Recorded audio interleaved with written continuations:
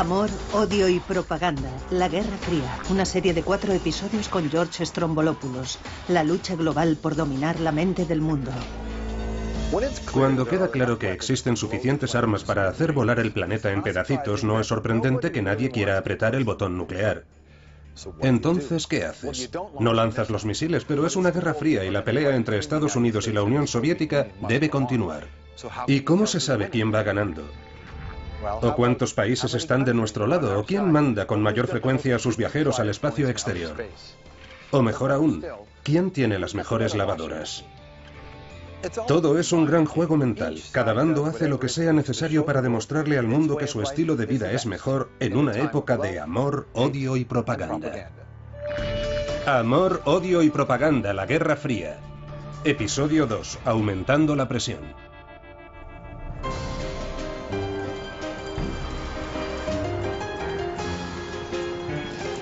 Moscú, a principios de los años 50. La gente trabaja, compra, juega, como en cualquier otra ciudad. No hay señales obvias en el corazón del imperio comunista de que ésta sea una superpotencia en guerra.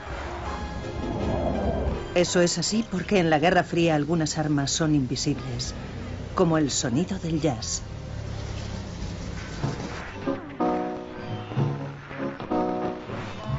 El jazz, igual que el rock y el punk rock, eran antiautoridad, antisistema y además eran muy sexys. Y a la música de jazz se le daba aún más valor porque era una creación exclusivamente norteamericana. Se percibía como algo tan eficaz como herramienta de propaganda que el New York Times la llamó la sónica arma secreta de Estados Unidos. Alexei Kozlov tiene 18 años, es un fanático del jazz y eso es peligroso. En la Unión Soviética está prohibido. ¿Por qué? Pues porque es un símbolo del enemigo, Estados Unidos. Estoy obsesionado con Norteamérica. Norteamérica es el paraíso para mí. Me quejo de la prohibición del jazz a mis padres. Mi padre, que es miembro del partido, se pone furioso cuando oye jazz. No solo está prohibido el jazz, son malos tiempos para ser alguien creativo. Poetas, escritores, artistas audiovisuales, cineastas, todos tienen que acatar la doctrina comunista. La expresión individual no está permitida, y aquellos que lo intentan pueden terminar con un billete solo de ida a un campo de prisioneros en Siberia. Alexei Kozlov acepta esa apuesta. Debido a que el simple hecho de escuchar jazz puede meterte en problemas, los discos de jazz son difíciles de conseguir, pero los admiradores corren el riesgo y hacen copias de contrabando en películas recicladas X-Ray. Huesos las llaman. Igualmente peligroso es escuchar la voz de Norteamérica. Willis Conover, Washington, D.C., en la hora de la voz de Norteamérica. Norteamérica parece otro planeta. El programa de radio de Willis Conover es para nosotros no ya una fuente de información, sino nuestra ventana a los Estados Unidos. El jazz no es lo único que Alexei y sus amigos oyen en la voz de Norteamérica. 1956. Hay agitación en otras partes del Imperio Soviético. El pueblo de Polonia está reivindicando mejores condiciones de trabajo y en Hungría exigen mayor libertad. Alexei Kozlov y sus amigos escuchan los acontecimientos en directo, a pesar del riesgo personal que corren. Podríamos ir a prisión solo por hablar de ello. Las autoridades locales aplastaron las manifestaciones en Polonia. En cuanto a Hungría, Moscú envió a las tropas para abatir lo que es ahora una revuelta generalizada. Mi padre, leal miembro del partido, cree que estas severas medidas son necesarias. Le enfada que cuestionemos la autoridad soviética. Dice que deberían enviarnos a todos a los campos. El hombre responsable de estas medidas severas en Hungría es Nikita Khrushchev. Como nuevo líder de la Unión Soviética, ha demostrado que está dispuesto a usar la fuerza para proteger su imperio. Pero también quiere reflejar un lado más blanco para contrarrestar la imagen occidental de la Unión Soviética. La imagen de Khrushchev en el mundo exterior es muy contradictoria. Por un lado, promete coexistencia pacífica. Por el otro, es un participante hecho y derecho en la competición con Occidente. Y tiene confianza en la victoria soviética a largo plazo. Khrushchev también ve la necesidad de liberar la tensión dentro de su propio país tras los largos años de terror. En parte, la nueva propaganda de Khrushchev se basa en un cambio de imagen de la Unión Soviética. Quiere mostrar al mundo exterior que el país ha cambiado, que no es un régimen represivo, que es una sociedad abierta, con futuro. ¿Cómo puede proyectar esto? Organiza una fiesta e invita incluso a algunos capitalistas. El Festival Mundial de la Juventud de 1957 fue como una especie de fiesta de salida al exterior para la Unión Soviética. Estaba saliendo por detrás del telón de acero y diciendo: somos una parte del mundo tanto como todos vosotros, y no os creáis toda esa propaganda occidental que dice que tenemos miedo y que no permitimos que nuestros ciudadanos se relacionen con otros pueblos. Al Festival de la Juventud acudieron más de 30.000 jóvenes de todo el mundo. Por primera vez, los jóvenes soviéticos estuvieron cara a cara con el supuesto enemigo. La prohibición de la música occidental se levanta durante todo el festival y Alexei Kozlov está siempre metido en medio de todo. Se ha convertido en un beatnik soviético y ahora puede codearse con exóticos músicos de jazz norteamericanos. Pasé todo ese tiempo con un quinteto norteamericano y británico. Nada más importaba. Hemos podido conocer a verdaderos estadounidenses.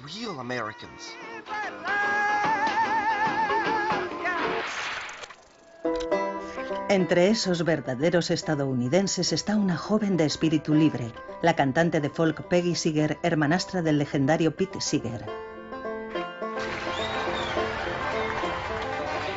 El día de la ceremonia de inauguración viajamos hasta el gran estadio deportivo en camionetas abiertas, unos 50 en cada camioneta. La multitud cantaba Miri Druzhba mientras pasábamos. No nos gusta vuestro gobierno, pero vosotros sois bienvenidos.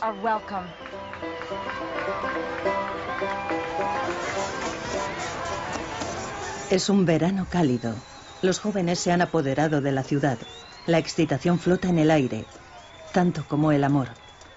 Todo el mundo se dejó llevar por el calor del momento, incluida la superestrella soviética de la poesía, Yevgeny Yevtushenko. Por primera vez en mi vida, mis labios socialistas tocaron unos labios supuestamente capitalistas. Besé a una chica norteamericana, rompiendo las reglas de la Guerra Fría. No fui el único. Muchos de mis amigos hicieron lo mismo en las calles, en los parques. Había una gran inquietud entre los líderes del partido de que las jóvenes rusas fueran incapaces de resistirse a los encantos de los hombres occidentales que participaban en el Festival de la Juventud, por lo que alentaron a las jóvenes soviéticas a preservar su castidad al menos durante la duración del festival. Y sabemos que eso no ocurrió. Hay una generación entera de niños de 1957, niños nacidos como resultado del festival. Cuando acabó la fiesta, Khrushchev quiere que la vida vuelva a ser como antes, pero algunas cosas han cambiado para siempre. La fiesta de Khrushchev fue un éxito. Bueno, en un sentido positivo muestra a la Unión Soviética como una sociedad abierta y amistosa. Esa es buena propaganda. Pero en el negativo les mostró a los soviéticos que los occidentales no eran tan malos en realidad como les habían hecho creer. Además tenían cosas bonitas que ellos no tenían, y eso es mala propaganda.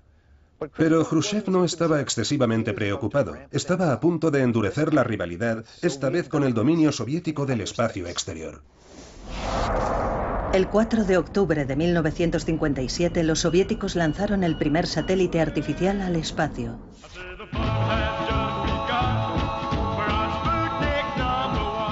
El histórico acontecimiento inspiró al compositor y cantante norteamericano Jerry Ingler a componer la primera canción pop de tema espacial.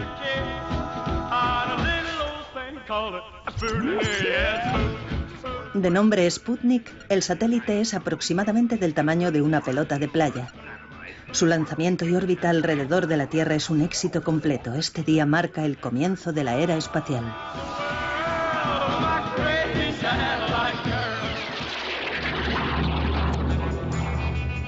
El lanzamiento de la Unión Soviética de aquel satélite al espacio supuso el mayor desafío propagandístico de la Guerra Fría. ¿Por qué?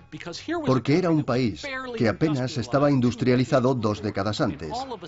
Y de repente supera a la primera potencia económica y tecnológica del mundo en esta hazaña de incalculable significado simbólico.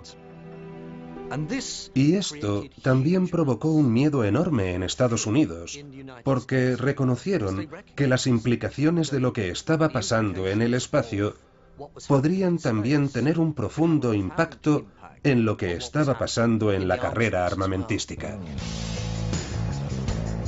El 6 de diciembre de 1957, Estados Unidos contraataca. Tienen tanta confianza al lanzar el primer satélite norteamericano que lo retransmiten en directo por televisión.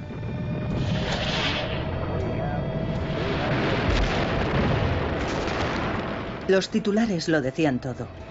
Fracasnik, Fallitnik y Kaputnik. Khrushchev no podía estar más satisfecho. Por primera vez va por delante en la Guerra Fría, muy por delante. Ha logrado la marca del éxito definitiva sobre Occidente. Aparece en la portada de la revista Time como el hombre del año.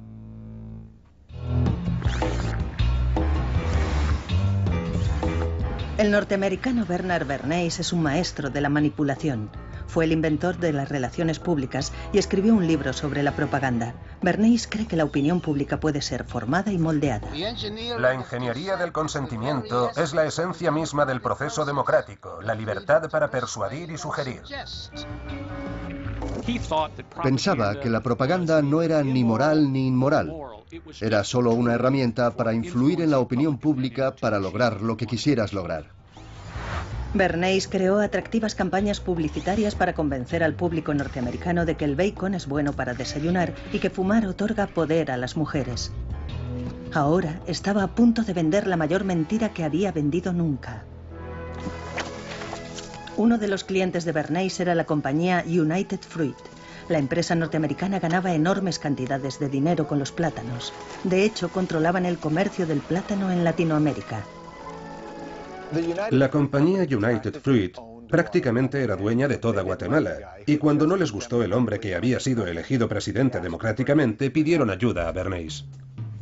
Ese nuevo presidente era Jacobo Arbenz. Era oficial del ejército y nacionalista. Y tenía grandes sueños para Guatemala. Nuestro gobierno elevará el nivel de vida de las grandes masas de nuestro pueblo a su nivel más alto. Arbenz quería devolver la tierra a los campesinos. Pero United Fruit no la entregaría sin pelear. Edward Bernays, el hombre que podía vender cualquier cosa, va a vender la mentira de que Arbenz es un peligroso comunista. Me impresionó la idea de que aunque estuviera asesorando a una empresa bananera, en realidad estaba luchando en la Guerra Fría. ¿Cómo pudo Bernays salir impune de esto? Sincronía, el momento era perfecto. No estaba operando en el vacío, estaba operando en el momento de mayor apogeo del miedo rojo de los 50, en pleno macartismo. Investigando una supuesta infiltración comunista. Los norteamericanos ya estaban predispuestos a ver comunistas debajo de cada cama. La cruzada por la libertad es la oportunidad para luchar contra el comunismo. Bernays se aprovecha de la paranoia al miedo rojo de la Guerra Fría en Estados Unidos. Hace uso de una organización fachada para bombardear a los medios con comunicados de prensa diciendo que la Unión Soviética va a hacer de Guatemala una cabeza de playa para atacar a los Estados Unidos. Invita a importantes periodistas a visitar el país. ¿Y a quiénes conocen? Pues a políticos locales cuidadosamente seleccionados, quienes, por supuesto, confirman sus peores sospechas. Rápidamente la prensa norteamericana da un giro y Guatemala acaba siendo mostrada en los medios norteamericanos como el siguiente paso de la amenaza roja. Bernays ha manipulado a los medios norteamericanos y al gobierno norteamericano para que crean su mentira, que Arbenz es un peligroso comunista. Ahora es el momento de que la Agencia Central de Inteligencia juegue sus cartas. Las tácticas de propaganda de la CIA eran tácticas de guerra sucia, tácticas de guerrilla. Tenían estrategias sobre el terreno. La CIA abre una emisora de radio rebelde y clandestina para difundir información falsa. Los agentes reclutan estudiantes para distribuir miles de carteles. También proporcionan armas y dinero a los campesinos para que representen el papel de ejército revolucionario. acosan al ejército de Arbenz con panfletos amenazadores. Y para estar completamente seguros, esparcen rumores, intimidan y ofrecen sobornos a algunos de los oficiales. El principal propósito de la campaña de propaganda contra el régimen de Arbenz era crear un sentimiento de miedo y confusión entre la población general. En la comunidad, desestabilizar al gobierno y, en definitiva, forzar la dimisión de Arbenz. La campaña de propaganda de Edward Bernays contra Arbenz fue el primer paso. La campaña de propaganda de la CIA acabó el trabajo. Arbenz perdió el control de su imagen ante el mundo. No importaba si las historias eran ciertas o falsas, la imagen lo es todo. Para el presidente Arbenz, se acabó el juego. Un humillado Arbenz dimite. No son los revolucionarios armados quienes le han derrotado, ha sido la propaganda. Hay un joven médico llamado Ernesto Guevara, más tarde conocido como el Che, que observa todo lo que ocurre. El apoyo de la CIA al derrocamiento de Arbenz le radicaliza. El Che Guevara vio en persona el modo en que el régimen de Arbenz cayó bajo la presión de la propaganda. Guevara dedicó su vida a luchar contra el imperialismo y en la Guerra Fría lo personalizaban los Estados Unidos y sus compinches en Latinoamérica.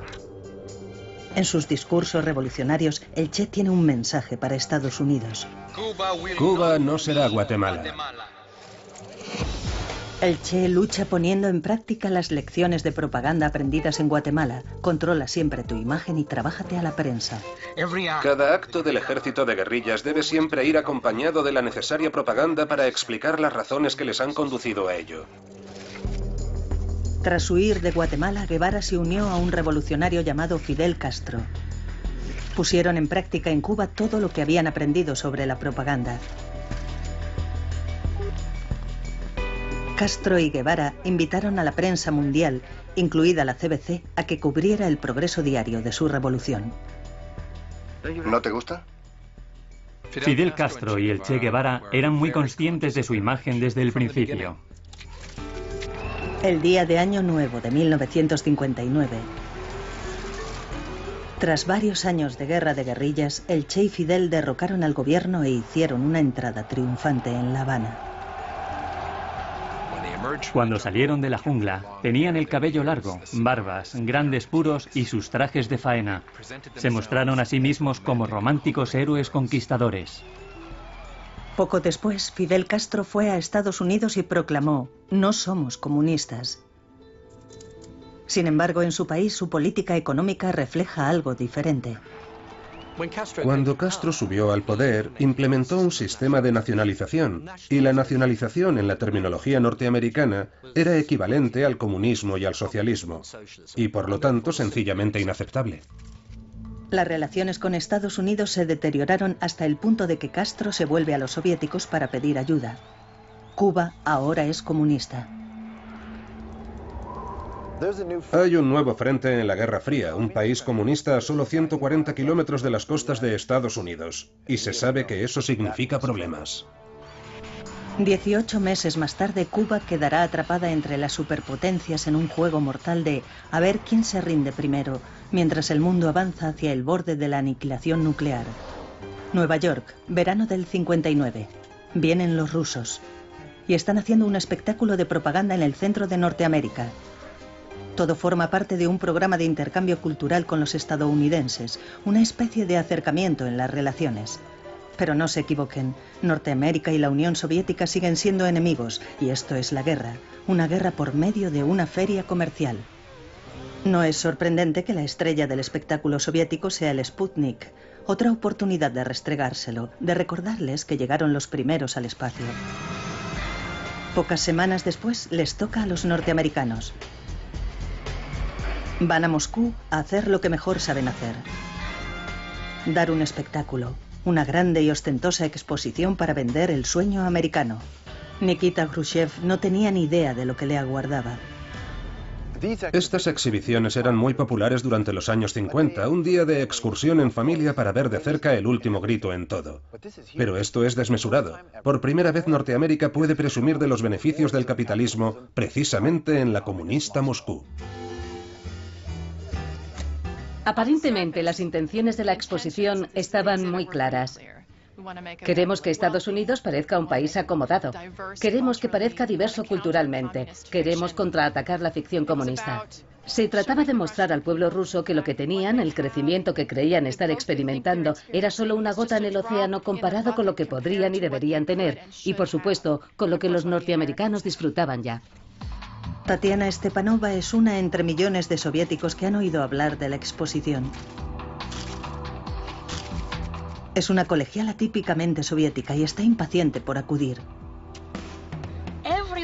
Todo el mundo quería ver la exposición. Era sensacional. Era indispensable. No sabíamos qué esperar. Solo queríamos ir. Yo quería ver la moda norteamericana.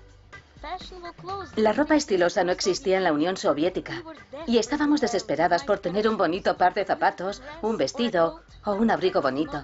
Pensaba que nadie me miraría ni se enamoraría de mí si no tenía la ropa adecuada. Cada día, miles de soviéticos hacían cola para visitar la exposición norteamericana. Robaron todos los catálogos de Sears and Roebucks. Estaban de pie en la cola durante horas solo para probar una muestra de Pepsi Cola que daban en una copa conmemorativa que podían llevarse a casa y poner en su cómoda.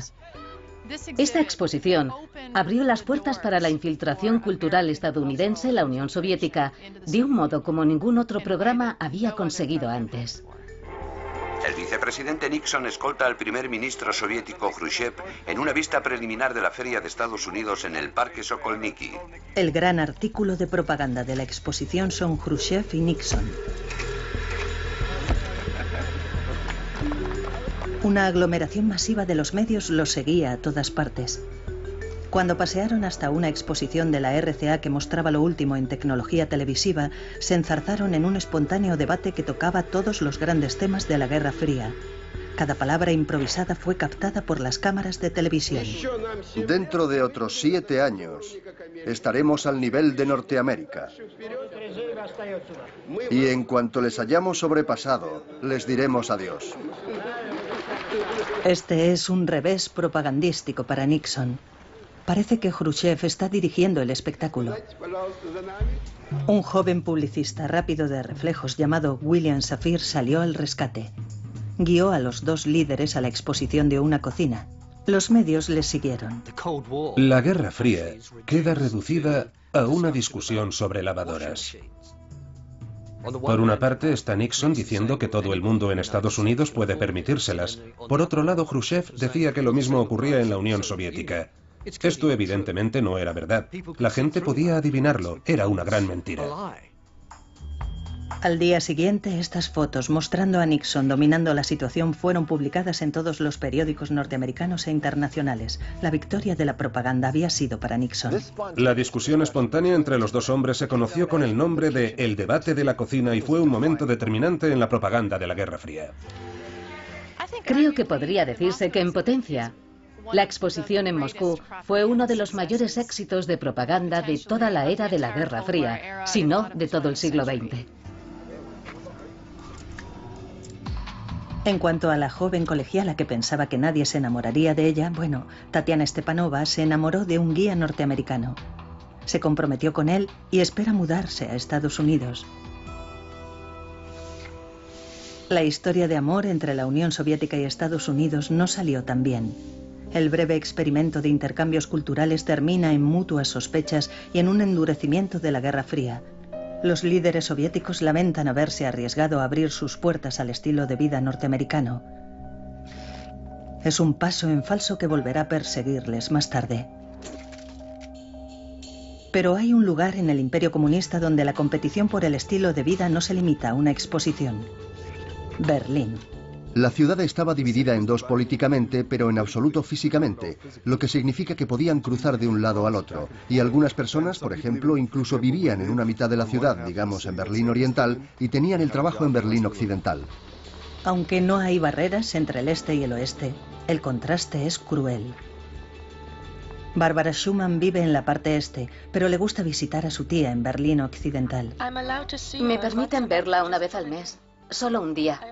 Siempre tengo que pedir permiso y obtener una carta especial de mi escuela. Oficialmente no tengo permitido llevarme nada conmigo del Berlín Oeste al Este. Pero por supuesto lo hace a pesar del riesgo que supone, porque Berlín Occidental lo tiene todo. Es un escaparate de todas las cosas occidentales. Hay muchas cosas que hacer, ver y comprar. Y es tan sencillo como subir a un tren en el este y bajarse en el oeste. El novio de Bárbara insiste en que huya con él al lado oeste.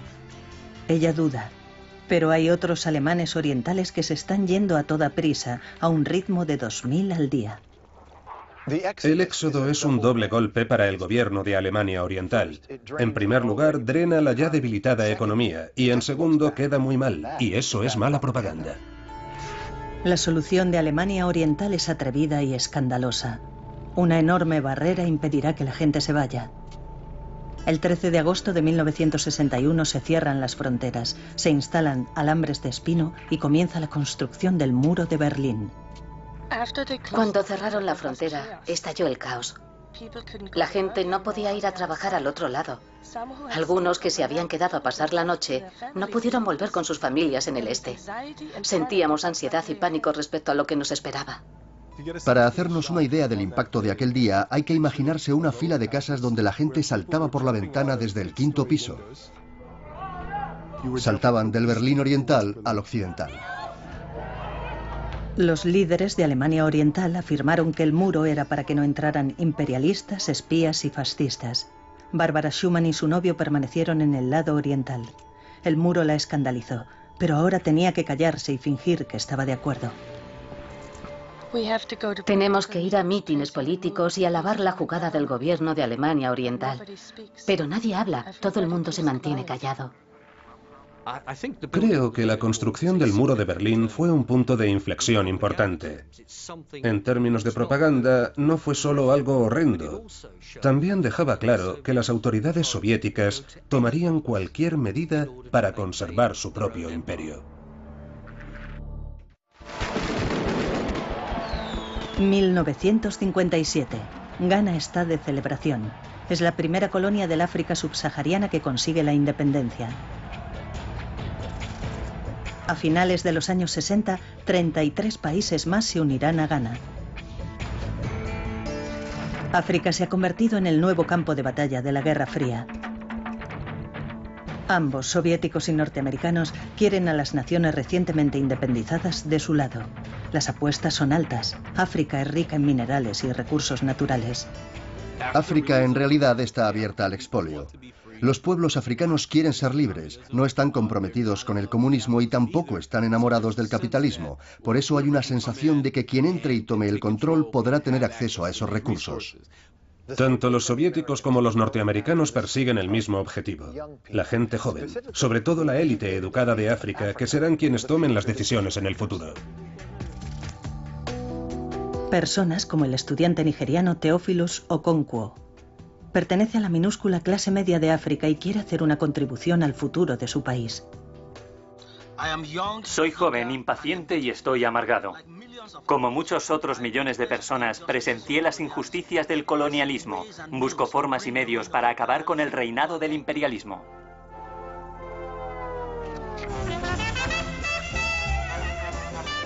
La campaña de propaganda norteamericana fue muy por delante de la soviética. Tenían un arma secreta. Los norteamericanos patrocinaron giras de jazz que incluían a superestrellas internacionales como Louis Satchmo Armstrong. Aquel hombre lo tenía todo: una voz grave reconocible al instante, la habilidad de hacer magia con su trompeta y el suficiente carisma para embelesar a un estadio. Nunca intenté demostrar nada, solo quería dar un buen espectáculo. Pero la música no vale nada si no puedes hacerla llegar al público. La personalidad afable de Armstrong, por no mencionar su estatus de superestrella, contribuyó a enfatizar la idea de Norteamérica como la tierra de las oportunidades y la igualdad. Pero todo eso estaba a punto de cambiar. Al mismo tiempo que Estados Unidos buscaba ganarse la alianza de los líderes africanos de estos nuevos países emergentes, tenía lugar el movimiento por los derechos civiles en Estados Unidos. Y esto supuso un enorme desafío, ya que se posicionaba a sí mismo como el adalid de la libertad y la democracia. Y sin embargo, un número enorme de sus propios ciudadanos estaban activamente privados de derechos. Little Rock, Arkansas. Las escuelas segregadas se prohíben en Estados Unidos, pero en el sur hay resistencia a esta mezcla de razas. A una estudiante se le prohíbe la entrada en el Instituto Central de Little Rock. Las fotos provocaron una condena global. Las embajadas norteamericanas de todo el mundo informaron del impacto. Muchas personas de todo el mundo dijeron que sencillamente no creían lo que las autoridades decían porque habían visto las imágenes del que no era un país libre. No se cree en la democracia si esto les está ocurriendo a los escolares. Louis Armstrong está tan escandalizado que cancela una gira a la Unión Soviética y denuncia al gobierno norteamericano. Si esta es la forma en que tratan a mi gente en el sur, el gobierno puede irse al infierno. La gente en la Unión Soviética me pregunta qué le pasa a mi país. ¿Qué quieren que les diga? El presidente de Estados Unidos, Dwight Eisenhower, se siente urgido a tomar medidas. En un momento en el que nos enfrentamos a graves situaciones en el extranjero, los estudiantes son escoltados hasta el instituto. Louis Armstrong accede a continuar con la gira de jazz. La crisis en Little Rock se resuelve, pero el daño ya está hecho. Los soviéticos aprovechan al máximo el escándalo de la injusticia racial en Estados Unidos. Vamos a liberarnos de nuestro pasado colonial. La campaña de propaganda soviética es ahora mucho más atractiva para los jóvenes estudiantes africanos. El colonialismo será destruido. El mensaje de la propaganda soviética a los estudiantes de las naciones emergentes era muy sencillo. El comunismo es una sociedad sin clases donde el racismo no existe. Theophilus Okonkwo absorbe el bombardeo de propaganda surgido a su alrededor. Está convencido de que la salvación de África radica en una estrecha asociación con los rusos.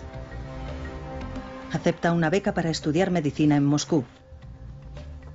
Forma parte del primer gran grupo de estudiantes africanos que llegaron a Rusia. Pronto descubre que las autoridades soviéticas tienen una agenda oculta. A los estudiantes se les insta a hacer declaraciones públicas que favorezcan a Rusia y denuncien a Occidente. A Okonkwo además le ofrecen un trabajo haciendo retransmisiones por radio para Nigeria. Lo único que querían que hiciera era ensalzar a Rusia y llamar a mis hermanos nigerianos a reconocer, tras obtener la independencia, quiénes eran sus verdaderos amigos. Como todos los jóvenes, los estudiantes africanos que vinieron a la Unión Soviética esperaban vivir una aventura. Sin embargo, encontraron sus movimientos restringidos, no podían organizar fiestas del modo que querían, no podían poner discos de jazz y había restricciones para salir con chicas. La visión utópica de Okonkwo de la Unión Soviética está desapareciendo rápidamente. Lo que ocurrió a continuación fue la gota que colmó el vaso. Todo empezó cuando alguien sacó una foto de Okonkwo y la utilizó como una pieza de propaganda verdaderamente estrafalaria. Recuerden que esto era mucho antes del Photoshop, pero los soviéticos hicieron un cortar y pegar. Convirtieron a Okonkwo en su chico de portada, literalmente. Era yo en la portada de una revista soviética. Un fotógrafo me pidió que posara como si boxeara. Y me sacaron con cadenas en las muñecas y un imperialista dándome latigazos. Cuando vi la revista, me quedé impactado. Distribuyeron la revista a los países recién independizados, como recordatorio de su pasado como colonia occidental. 2 años más tarde, Okonkwo sintió que ya había visto suficiente. Él y otros 2 estudiantes africanos huyeron de Moscú y emitieron una advertencia a los líderes de África. Consideramos nuestro deber advertir a los líderes de África contra el comunismo y sus peligros. Las consignas de libertad para África son pura propaganda sin sinceridad. La prensa occidental aprovecha la oportunidad para usar a Okonkwo y a sus compañeros estudiantes para evidenciar la hipocresía de la propaganda rusa. Al final, Okonkwo regresó a Nigeria desilusionado de ambas partes en el tira y afloja de la guerra de propaganda.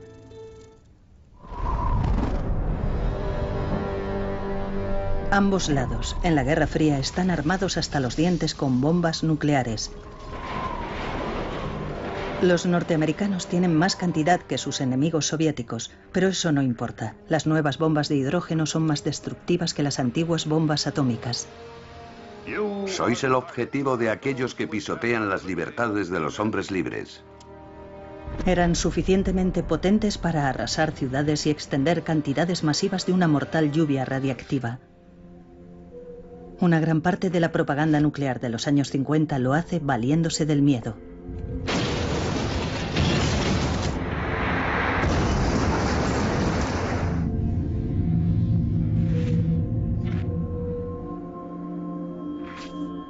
Pero ese no es el mensaje que una empresa llamada Bomb Shelters Inc. está difundiendo por Norteamérica. De hecho, dice que puedes estar cómodo y seguro en tu propio refugio nuclear.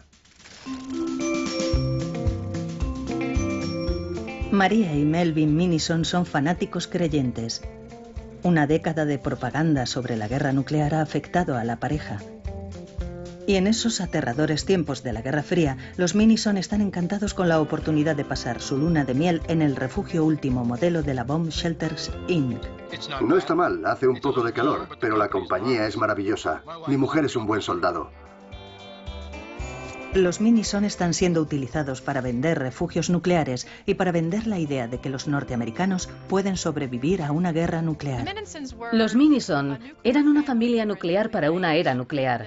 Eran todo lo que los estadounidenses, la familia norteamericana, necesitaban llegar a ser para luchar en esta guerra.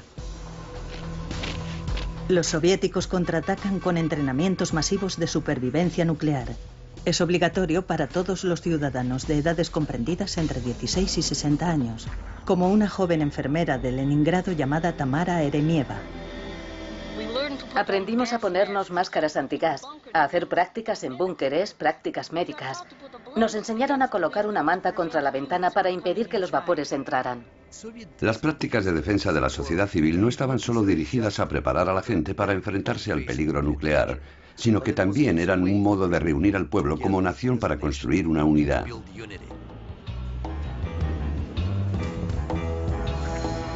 La propaganda en ambos bandos propaga el mito de que una guerra nuclear es segura y puede ganarse.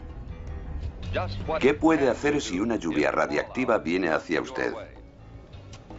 Si le cae algo de polvo, quíteselo rápidamente. Ese polvo puede quemarle la piel. Querían lo que yo llamo el efecto ricitos de oro. Por una parte, querían que cundiera el miedo, porque el miedo es necesario para movilizar a la gente y que entre en acción, pero no querían que ese miedo fuese excesivo, porque eso llevaría al pánico o a la apatía. El mensaje era, la bomba puede caer en cualquier momento, pero ustedes pueden protegerse personalmente. La mejor protección de todas es el refugio especial, y tiene al menos 1 metro de tierra por encima.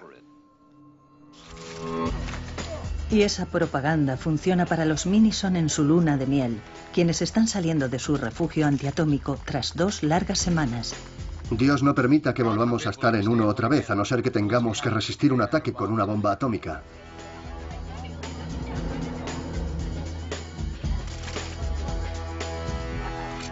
Desde que empezó la Guerra Fría, el mundo ha vivido a la sombra del Armagedón atómico. La propaganda por ambos lados dice que la guerra nuclear es aterradora, pero que se puede sobrevivir. Esa fe está a punto de ser puesta a prueba.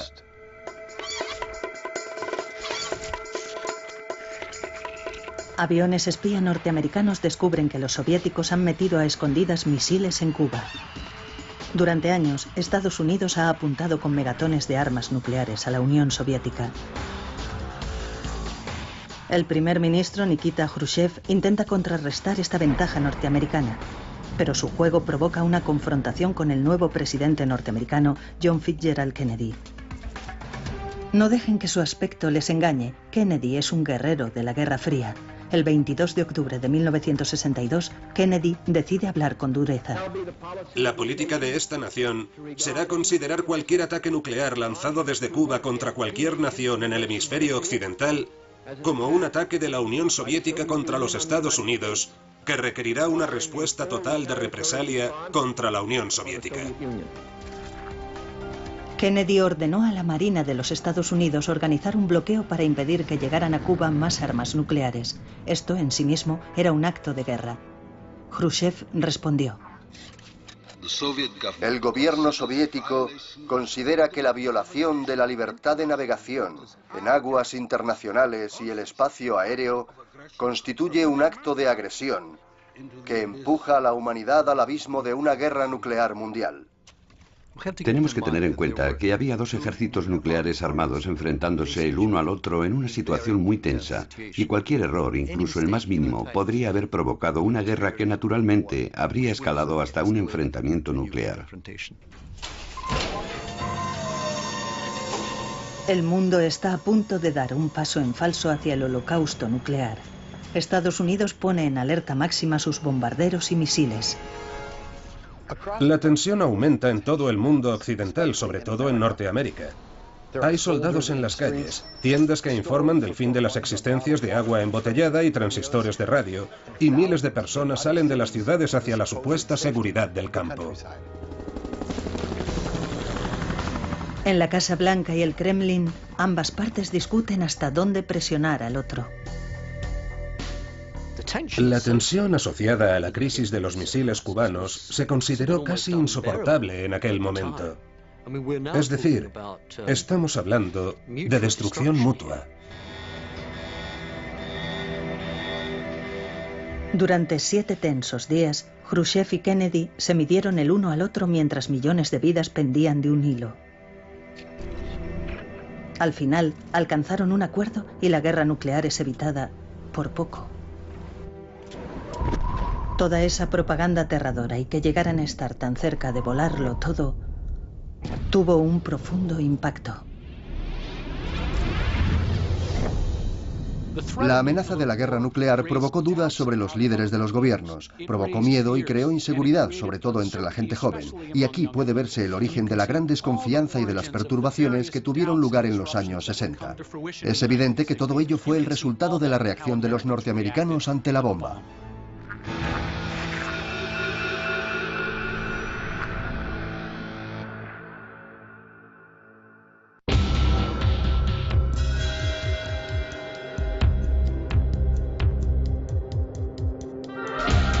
Una discusión sobre lavadoras. Por una parte está Nixon diciendo que todo el mundo en Estados Unidos puede permitírselas. Por otro lado, Khrushchev decía que lo mismo ocurría en la Unión Soviética. Esto evidentemente no era verdad. La gente podía adivinarlo. Era una gran mentira. Al día siguiente, estas fotos mostrando a Nixon dominando la situación fueron publicadas en todos los periódicos norteamericanos e internacionales. La victoria de la propaganda había sido para Nixon. La discusión espontánea entre los dos hombres se conoció con el nombre de El debate de la cocina y fue un momento determinante en la propaganda de la Guerra Fría. Creo que podría decirse que en potencia, la exposición en Moscú fue uno de los mayores éxitos de propaganda de toda la era de la Guerra Fría, si no de todo el siglo XX. En cuanto a la joven colegiala que pensaba que nadie se enamoraría de ella, bueno, Tatiana Stepanova se enamoró de un guía norteamericano. Se comprometió con él y espera mudarse a Estados Unidos. La historia de amor entre la Unión Soviética y Estados Unidos no salió tan bien. El breve experimento de intercambios culturales termina en mutuas sospechas y en un endurecimiento de la Guerra Fría. Los líderes soviéticos lamentan haberse arriesgado a abrir sus puertas al estilo de vida norteamericano. Es un paso en falso que volverá a perseguirles más tarde. Pero hay un lugar en el Imperio Comunista donde la competición por el estilo de vida no se limita a una exposición. Berlín. La ciudad estaba dividida en dos políticamente, pero en absoluto físicamente, lo que significa que podían cruzar de un lado al otro. Y algunas personas, por ejemplo, incluso vivían en una mitad de la ciudad, digamos en Berlín Oriental, y tenían el trabajo en Berlín Occidental. Aunque no hay barreras entre el este y el oeste, el contraste es cruel. Barbara Schumann vive en la parte este, pero le gusta visitar a su tía en Berlín Occidental. Me permiten verla una vez al mes, solo un día. Siempre tengo que pedir permiso y obtener una carta especial de mi escuela. Oficialmente no tengo permitido llevarme nada conmigo del Berlín Oeste al este. Pero por supuesto lo hace a pesar del riesgo que supone, porque Berlín Occidental lo tiene todo. Es un escaparate de todas las cosas occidentales. Hay muchas cosas que hacer, ver y comprar. Y es tan sencillo como subir a un tren en el este y bajarse en el oeste. El novio de Bárbara insiste en que huya con él al lado oeste. Ella duda, pero hay otros alemanes orientales que se están yendo a toda prisa, a un ritmo de 2000 al día. El éxodo es un doble golpe para el gobierno de Alemania Oriental. En primer lugar, drena la ya debilitada economía y en segundo, queda muy mal, y eso es mala propaganda. Son algunos de los oficiales. El principal propósito de la campaña de propaganda contra el régimen de Arbenz era crear un sentimiento de miedo y confusión entre la población general. En la comunidad, desestabilizar al gobierno y, en definitiva, forzar la dimisión de Arbenz. La campaña de propaganda de Edward Bernays contra Arbenz fue el primer paso. La campaña de propaganda de la CIA acabó el trabajo. Arbenz perdió el control de su imagen ante el mundo. No importaba si las historias eran ciertas o falsas, la imagen lo es todo. Para el presidente Arbenz, se acabó el juego. Un humillado Arbenz dimite. No son los revolucionarios armados quienes le han derrotado, ha sido la propaganda. Hay un joven médico llamado Ernesto Guevara, más tarde conocido como el Che, que observa todo lo que ocurre. El apoyo de la CIA al derrocamiento de Arbenz le radicaliza. El Che Guevara vio en persona el modo en que el régimen de Arbenz cayó bajo la presión de la propaganda. Guevara dedicó su vida a luchar contra el imperialismo y en la Guerra Fría lo personalizaban los Estados Unidos y sus compinches en Latinoamérica. En sus discursos revolucionarios, el Che tiene un mensaje para Estados Unidos. Cuba no será Guatemala. El Che lucha poniendo en práctica las lecciones de propaganda aprendidas en Guatemala. Controla siempre tu imagen y trabájate a la prensa. Cada acto del ejército de guerrillas debe siempre ir acompañado de la necesaria propaganda para explicar las razones que les han conducido a ello. Tras huir de Guatemala, Guevara se unió a un revolucionario llamado Fidel Castro. Pusieron en práctica en Cuba todo lo que habían aprendido sobre la propaganda. Castro y Guevara invitaron a la prensa mundial, incluida la CBC, a que cubriera el progreso diario de su revolución. ¿No te gusta? Fidel Castro y el Che Guevara eran muy conscientes de su imagen desde el principio. El día de Año Nuevo de 1959. Tras varios años de guerra de guerrillas, el Che y Fidel derrocaron al gobierno e hicieron una entrada triunfante en La Habana. Cuando salieron de la jungla, tenían el cabello largo, barbas, grandes puros y sus trajes de faena. Se mostraron a sí mismos como románticos héroes conquistadores. Poco después, Fidel Castro fue a Estados Unidos y proclamó: "No somos comunistas". Sin embargo, en su país su política económica refleja algo diferente. Cuando Castro subió al poder, implementó un sistema de nacionalización, y la nacionalización en la terminología norteamericana era equivalente al comunismo. Los plátanos. De hecho, controlaban el comercio del plátano en Latinoamérica. La compañía United Fruit prácticamente era dueña de toda Guatemala, y cuando no les gustó el hombre que había sido elegido presidente democráticamente, pidieron ayuda a Bernays. Ese nuevo presidente era Jacobo Arbenz. Era oficial del ejército y nacionalista. Y tenía grandes sueños para Guatemala. Nuestro gobierno elevará el nivel de vida de las grandes masas de nuestro pueblo a su nivel más alto. Arbenz quería devolver la tierra a los campesinos. Pero United Fruit no la entregaría sin pelear.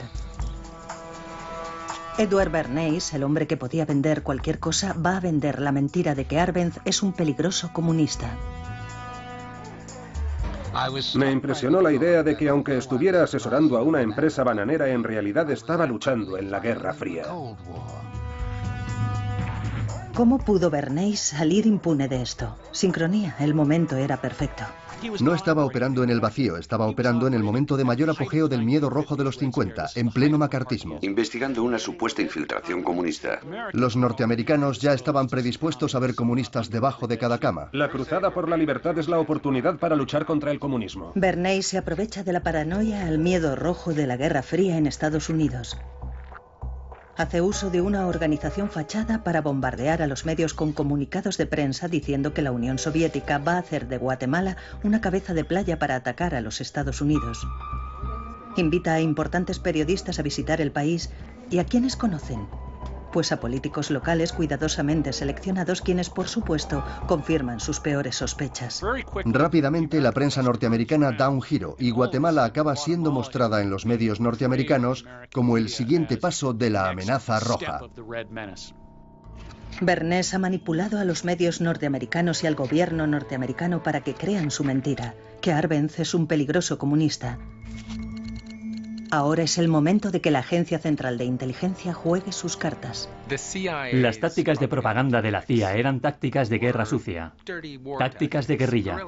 Tenían estrategias sobre el terreno.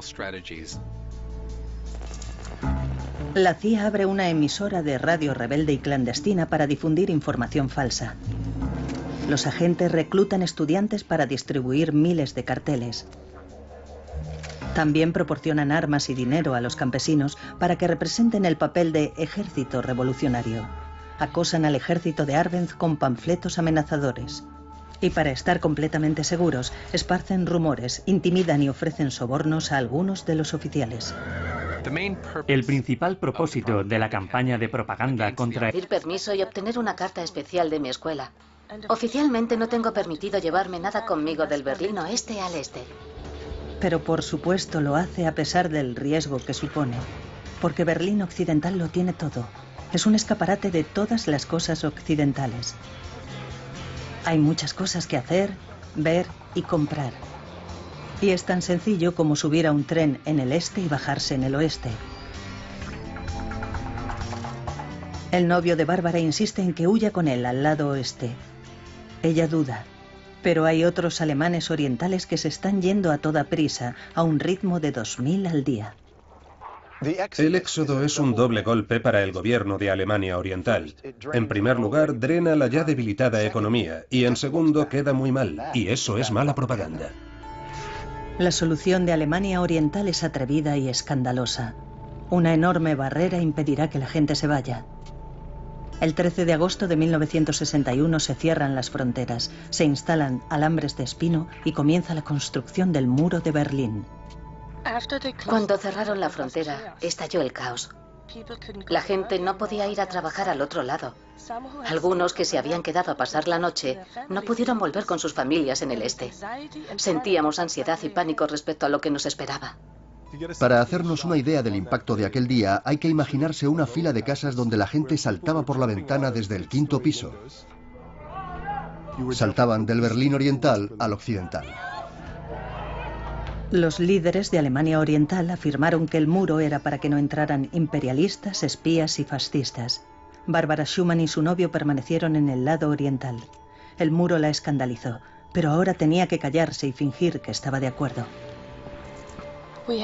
Tenemos que ir a mítines políticos y alabar la jugada del gobierno de Alemania Oriental.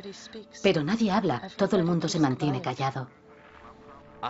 Creo que la construcción del muro de Berlín fue un punto de inflexión importante.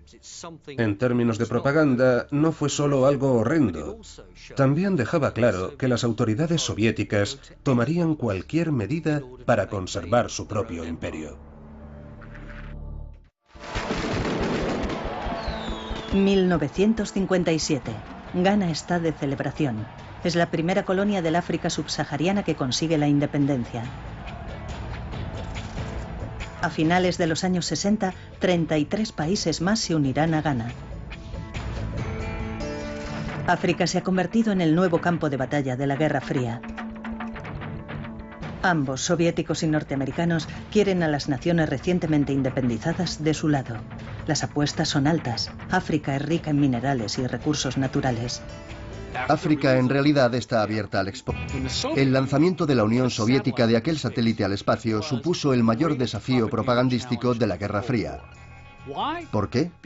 Porque era un país que apenas estaba industrializado 2 décadas antes. Y de repente supera a la primera potencia económica y tecnológica del mundo en esta hazaña de incalculable significado simbólico. Y esto también provocó un miedo enorme en Estados Unidos, porque reconocieron que las implicaciones de lo que estaba pasando en el espacio podrían también tener un profundo impacto en lo que estaba pasando en la carrera armamentística. El 6 de diciembre de 1957, Estados Unidos contraataca. Tienen tanta confianza al lanzar el primer satélite norteamericano que lo retransmiten en directo por televisión.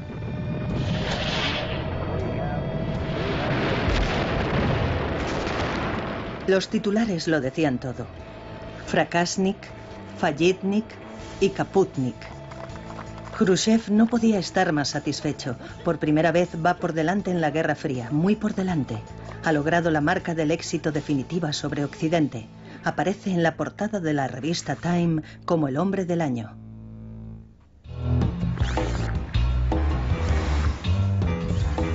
El norteamericano Bernard Bernays es un maestro de la manipulación. Fue el inventor de las relaciones públicas y escribió un libro sobre la propaganda. Bernays cree que la opinión pública puede ser formada y moldeada. La ingeniería del consentimiento es la esencia misma del proceso democrático, la libertad para persuadir y sugerir.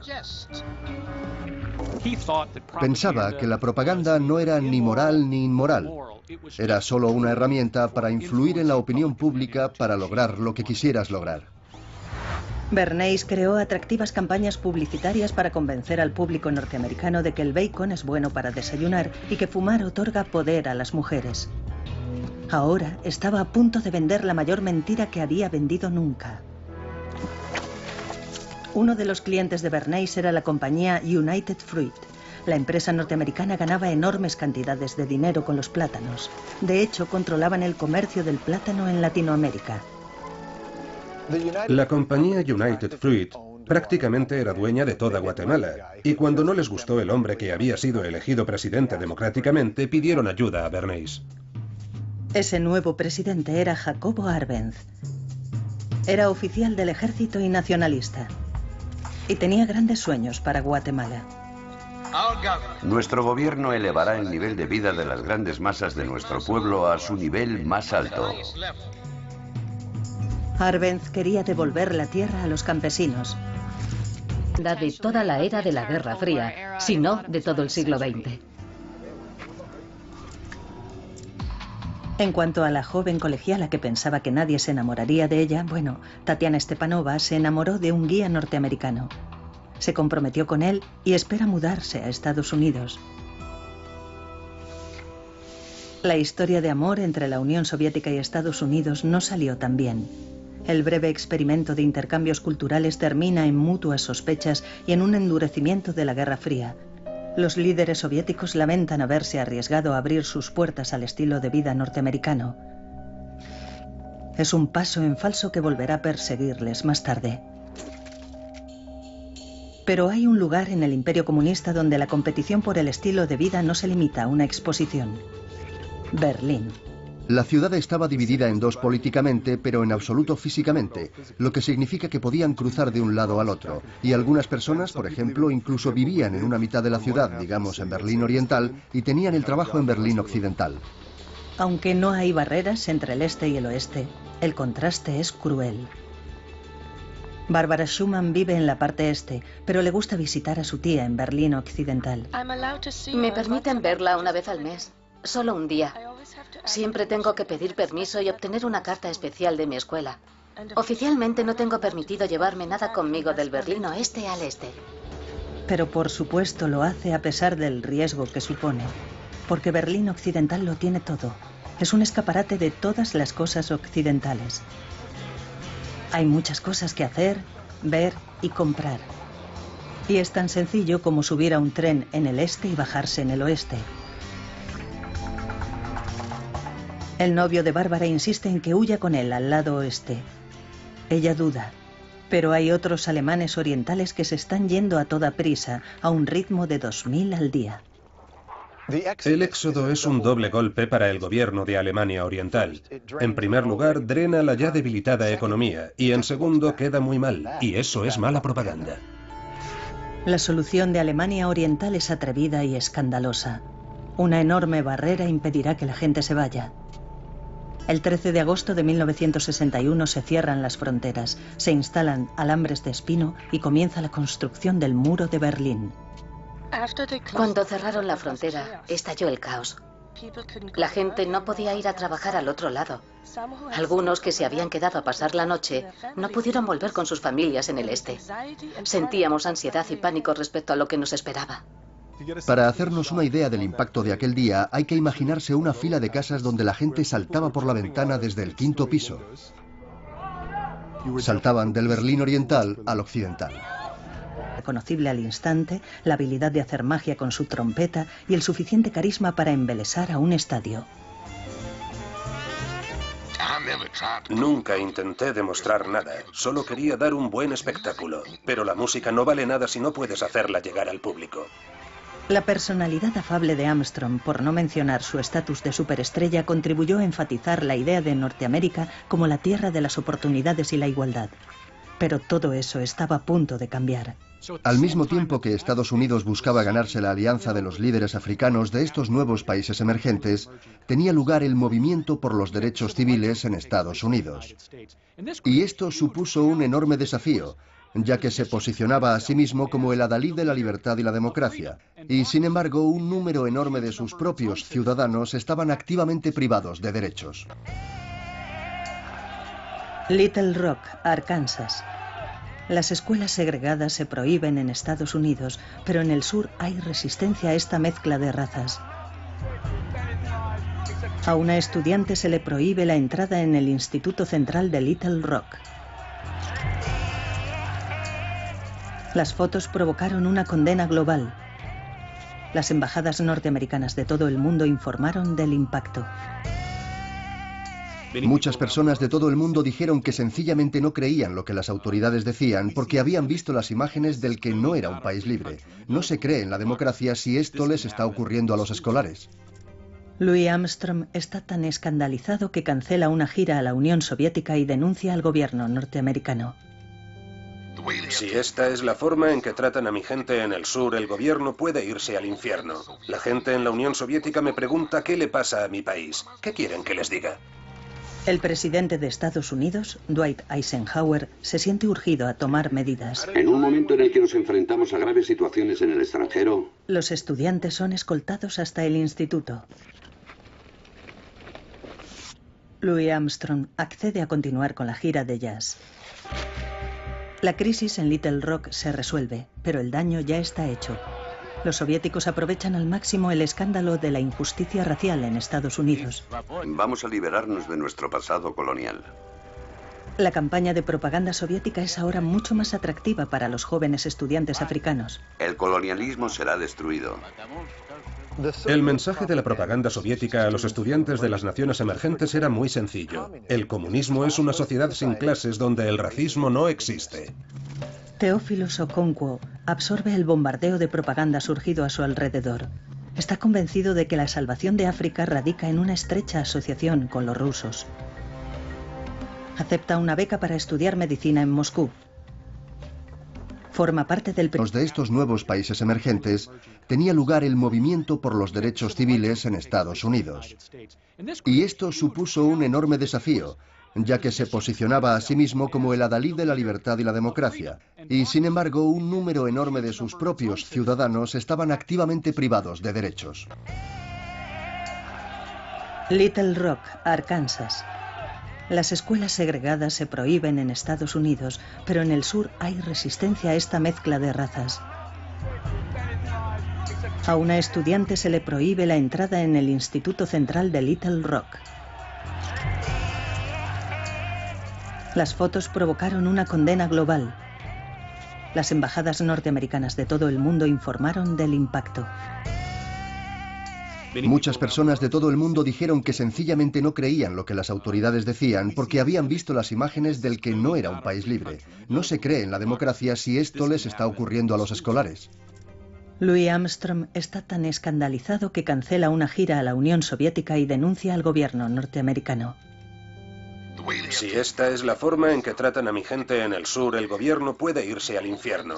La gente en la Unión Soviética me pregunta qué le pasa a mi país. ¿Qué quieren que les diga? El presidente de Estados Unidos, Dwight Eisenhower, se siente urgido a tomar medidas. En un momento en el que nos enfrentamos a graves situaciones en el extranjero, los estudiantes son escoltados hasta el instituto. Louis Armstrong accede a continuar con la gira de jazz. La crisis en Little Rock se resuelve, pero el daño ya está hecho. Los soviéticos aprovechan al máximo el escándalo de la injusticia racial en Estados Unidos. Vamos a liberarnos de nuestro pasado colonial. La campaña de propaganda soviética es ahora mucho más atractiva para los jóvenes estudiantes africanos. El colonialismo será destruido. El mensaje de la propaganda soviética a los estudiantes de las naciones emergentes era muy sencillo. El comunismo es una sociedad sin clases donde el racismo no existe. Theophilus Okonkwo absorbe el bombardeo de propaganda surgido a su alrededor. Está convencido de que la salvación de África radica en una estrecha asociación con los rusos. Acepta una beca para estudiar medicina en Moscú. Forma parte del primer gran grupo de estudiantes africanos que llegaron a Rusia. Pronto descubre que las autoridades soviéticas tienen una agenda oculta. A los estudiantes se les insta a hacer declaraciones públicas que favorezcan a Rusia y denuncien a Occidente. A Okonkwo además le ofrecen un trabajo haciendo retransmisiones por radio para Nigeria. Lo único que querían que hiciera era ensalzar a Rusia y llamar a mis hermanos nigerianos a reconocer, tras obtener la independencia, quiénes eran sus verdaderos amigos. Como todos los jóvenes, los estudiantes En La Habana. Cuando salieron de la jungla, tenían el cabello largo, barbas, grandes puros y sus trajes de faena. Se mostraron a sí mismos como románticos héroes conquistadores. Poco después, Fidel Castro fue a Estados Unidos y proclamó: "No somos comunistas". Sin embargo, en su país su política económica refleja algo diferente. Cuando Castro subió al poder, implementó un sistema de nacionalización, y la nacionalización en la terminología norteamericana era equivalente al comunismo y al socialismo, y por lo tanto sencillamente inaceptable. Las relaciones con Estados Unidos se deterioraron hasta el punto de que Castro se vuelve a los soviéticos para pedir ayuda. Cuba ahora es comunista. Hay un nuevo frente en la Guerra Fría, un país comunista a solo 140 kilómetros de las costas de Estados Unidos, y se sabe que eso significa problemas. 18 meses más tarde, Cuba quedará atrapada entre las superpotencias en un juego mortal de a ver quién se rinde primero, mientras el mundo avanza hacia el borde de la aniquilación nuclear. Nueva York, verano del 59. Vienen los rusos. Y están haciendo un espectáculo de propaganda en el centro de Norteamérica. Todo forma parte de un programa de intercambio cultural con los estadounidenses, una especie de acercamiento en las relaciones. Pero no se equivoquen, Norteamérica y la Unión Soviética siguen siendo enemigos, y esto es la guerra, una guerra por medio de una feria comercial. No es sorprendente que la estrella del espectáculo soviético sea el Sputnik, otra oportunidad de restregárselo, de recordarles que llegaron los primeros al espacio. Pocas semanas después les toca a los norteamericanos. Van a Moscú a hacer lo que mejor saben hacer. Dar un espectáculo, una grande y ostentosa exposición para vender el sueño americano. Nikita Khrushchev no tenía ni idea de lo que le aguardaba. Estas exhibiciones eran muy populares durante los años 50, un día de excursión en familia para ver de cerca el último grito en todo. Pero esto es desmesurado. Por primera vez Norteamérica puede presumir de los beneficios del capitalismo precisamente en la comunista Moscú. Aparentemente, las intenciones de la exposición estaban muy claras. Queremos que Estados Unidos parezca un país acomodado. Queremos que parezca diverso culturalmente. Queremos contraatacar la ficción comunista. Se trataba de mostrar al pueblo ruso que lo que tenían, el crecimiento que creían estar experimentando, era solo una gota en el océano comparado con lo que podrían y deberían tener, y por supuesto, con lo que los norteamericanos disfrutaban ya. Tatiana Stepanova es una entre millones de soviéticos que han oído hablar de la exposición.